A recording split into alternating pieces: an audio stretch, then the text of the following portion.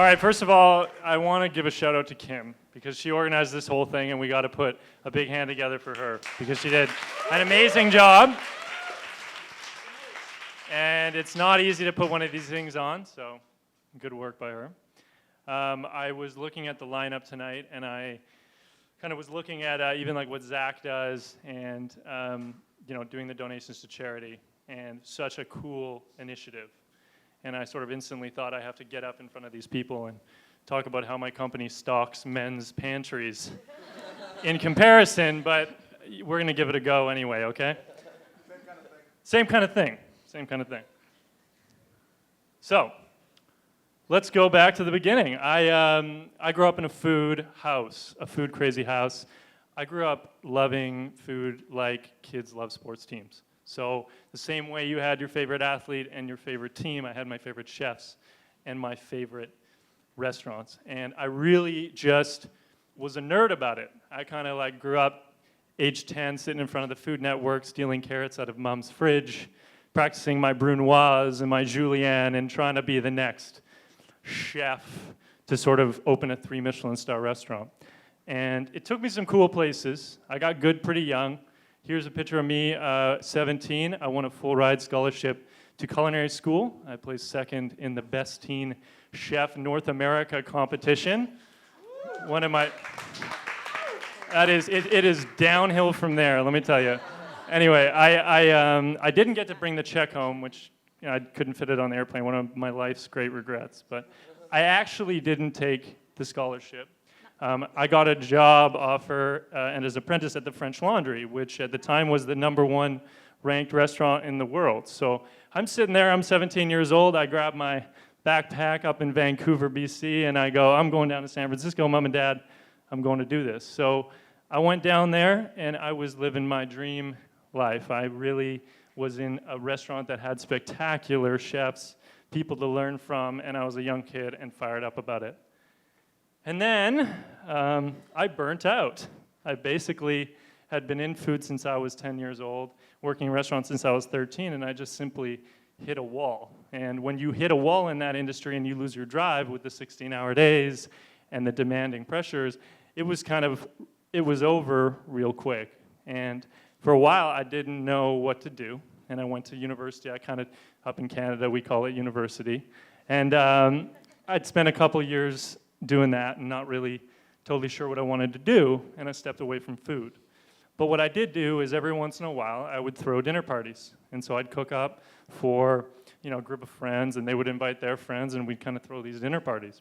And what happened is people started inviting their friends, and it was kind of this great way to meet people. And when I graduated university, I took that idea and created the Social Feed, which was a company that started in 2012.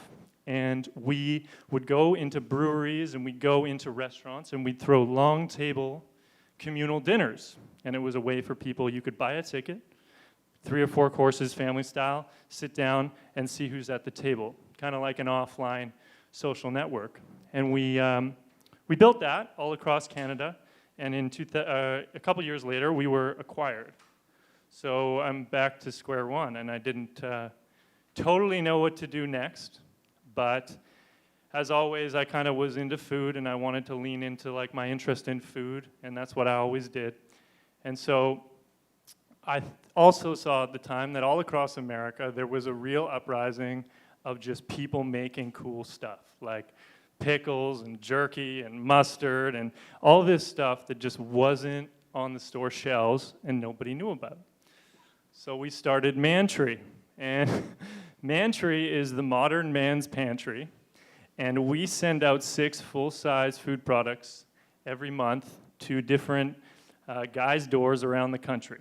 And we picked guys because we thought it was a totally underserviced market in food, not a lot of people talking the language directly to guys, and we went with it. But it's kind of a tongue-in-cheek business, don't worry, we don't have to take it too seriously, but what is fun about it is the makers and the people that make the stuff. And I mean, it is incredible to travel this country and start looking for people that are passionate about what they do. So I just wanted to share a couple of them with you.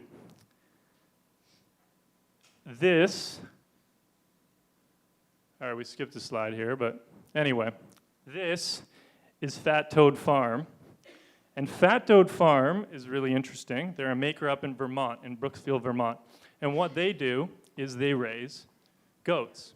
And what they do with the goats is really quite unique. They take the goat milk and they put it in these big copper pots, and they reduce the goat milk down and down and down, and they create a goat milk caramel. And as it caramelizes, as it's reduced down, it sort of gets thicker and sweeter, and they add a little nip of bourbon to it.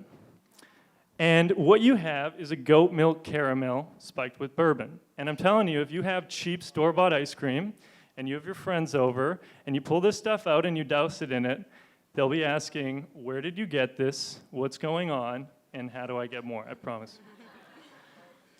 Just this last weekend, I was in Folks Run, West Virginia. And in Folks Run, West Virginia, the picture's a good display here, but we'll go with it. Folks Run, West Virginia is in the, I don't know where the middle of nowhere is, but it's very, very close to that. It is literally out on the western side of Virginia up against the mountains. And in this tiny store that I got pictured up here, iPhone shot, they produce award-winning, world-class country ham, which is sort of the American answer to prosciutto, which they've been doing it for a couple hundred years in America, and they just do it properly here. It's blue ribbon winning. They take pork legs and they dry cure them for 12 months. And they slice it up real thin, and they throw it on a bun, and they give you a packet of mustard, and it is 100% worth even the drive to Folks Run, West Virginia. So, my question here that I wanted to get to, and sort of running off this story, is I wanted to show you kind of my career trajectory of working in kitchens and working in restaurants and kind of burning out and getting some good success early, and fading away, coming back and doing the social feed, and then coming back and doing Mantry. And within all of that, food has always been my passion from day one, and just following that like headlights as what's my next move, as long as it has food, you know, I'll be taken somewhere that I'll enjoy. And so my question to you, and it actually is very similar to the last speaker, but I want you to think about something that you were excited about when you were young. And I want you to ask yourself, is there a way, or how can you repurpose an old passion into a new project? Thank you.